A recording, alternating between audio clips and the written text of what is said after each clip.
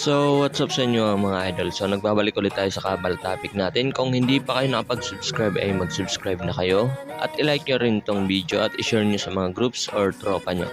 Okay, so yung pag-uusapan natin ngayon mga idol is about doon sa event ng nakaraan nung isang araw pa. So, ngayon lang ako nakapag-upload. So, masyado kasi tayong busy ulit. So, ngayon pag-uusapan natin yung event na naganap.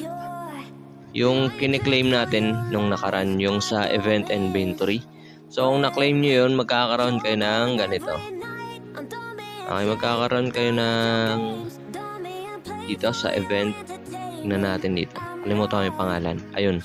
So, makakuha kayo ng costume token fragment. So, yung costume token fragment, mga idol, is para dun sa event natin, dun kay event girl, kay Yul. Okay, dun sa Bloody Eyes. Okay, pakita natin para hindi maligaw yung mga baguhan dito yun guys. Ayan, kay event girl, Yul. Open nyo lang yan, tapos dito, para yun dito guys. Dito, punta muna kayo sa Word Hunt. Word Hunt, tapos open the store. Tapos, scroll down nyo lang, scroll down. Hanapin nyo lang to, yung costume token. So, dito nyo yun papapalitan. Okay, so makikita nyo naman sa baba, may kulay pula. Ibig sabihin yan yung requirements. So, yun, costume token fragment times 10. Ibig sabihin, 10 piraso bago nyo makuha yung costume token. So, maliban doon is may additional price pa tayo na 100M. Ibig sabihin, kapag na-kompleto nyo na yung fragment token nyo na times 10 is kailangan nyo din ng 100M ALS. Kasi hindi nyo mabibili yan. Okay, so yung kailangan nyo dito, kung gusto nyo makarami kayo ng costume token, yung ginawa kasi ng mga ng iba or kahit ako dun sa mga dami account ko. So hindi ko ginagawa yun sa main account ko. Normal claim lang naman syempre. Pero dun, kung may mga dami account kayo, makakarami kayo ng costume token fragment. So yun yung ginagawa ng karamihan nung nakaraan pala. Okay, so yun yung ginawa nila. Kaya nagtataka kayo bakit maraming nagsisell doon sa auction ng mga fragment. Kasi yun yung ginawa nila guys. Ibig sabihin marami silang dami account. Or kahit na gumawa kayo ng account guys, kakagawa nyo pa lang nung start ng event na yun, is makaka-claim pa rin yun ng costume token. Kaya in-abuse masyado ng karamihan. Okay, masyado nilang inabuso. Kaya nakarami sila. Pero hindi naman totally nila mabibenta lahat yun or magagamit kasi may limit. Meron tayong limit sa pagpapapalit dito. Ayan mabasa nyo naman dito sa baba. Weekly 4. Ibig sabihin 4 yung mabibili natin. Okay, ayun purchase. Ibig sabihin yung first purchase na 2, ibig sabihin nakabili na ako. Kakabili ko lang kasi kanina. Ayan, yung weekly 4 dito na nakalagay, ayan sa purchase limit sa baba, nababasa nyo ba? Ayan, yung 4, ibig sabihin 4 lang per week. Kaso nga lang, magtatapos na yung event na to sa 30. Okay, mag-e-end na. So, yun, kailangan nyo agad bumili. Ayan, kapag nakabili na kayo dito, halimbawa, kukuha kayo dun. Kasi kulang nga kayo ng ng fragment, dito kayo set nyo lang sa ALS registration order. Ayan, makikita nyo dito may nagbebenta ng mura. So depende yan sa mabibili nyo.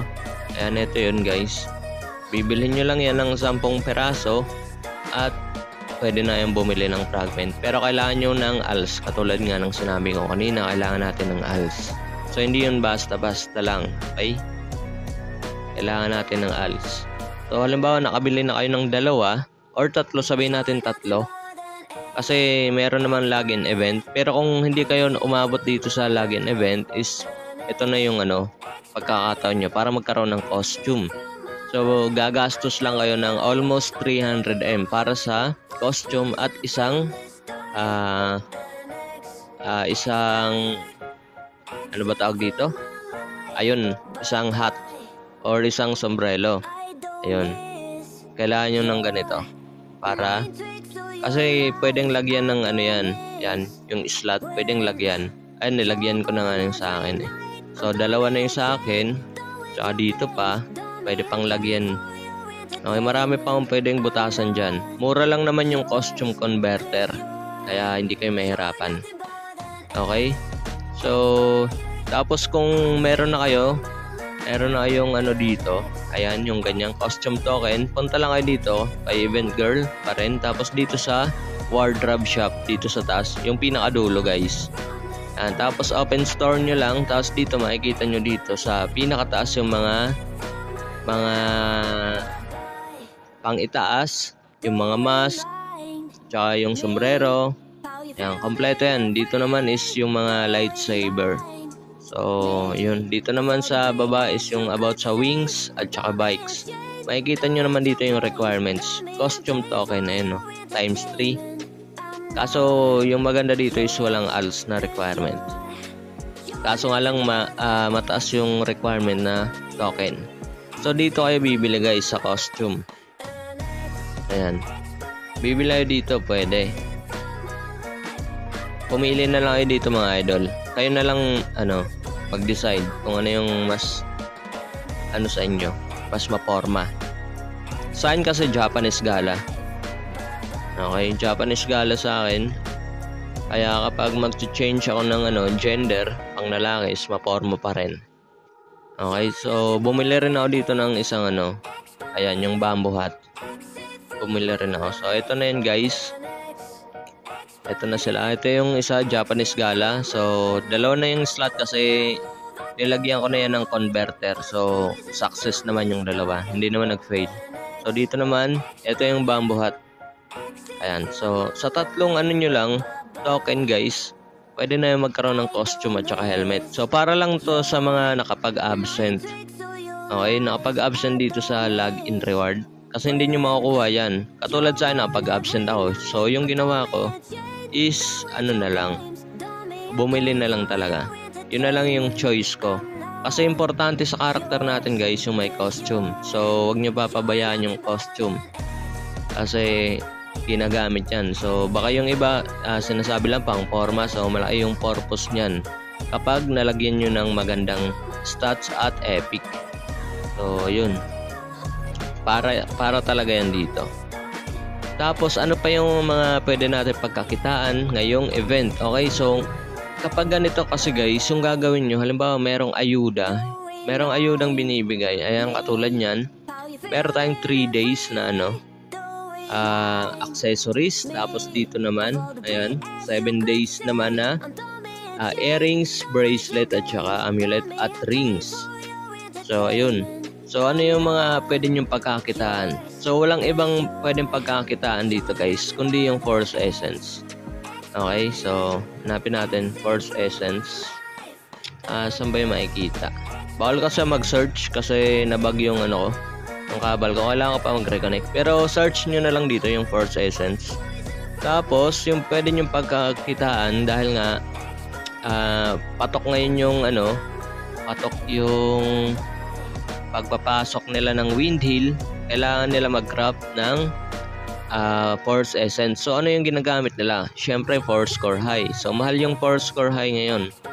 Ayan, magbebenta kayo dito ng 200k pataas. Mabibili pa rin yan. So, makikita nyo dito yung pinakamababa is, yan yung mga nagpapababa lang ng presyo. Pero yung normal talaga ngayon guys, yan, tignan natin. Set natin sa low order. Ayan, 150. Pwede pa rin mabili yan kahit lagay nyo dito 200k. Basta maraming pieces. Okay, or maraming piraso. Mabibili yan.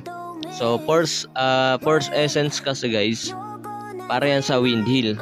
Dahil nga lahat ng karakter ngayon is kaya makapag-Windhill. So, mag-Windhill talaga sila dahil nga kailangan nila mapalevel yung Force Wing nila. Kasi kapag wala na yung ayuda, hindi sila makapasok sa Windhill.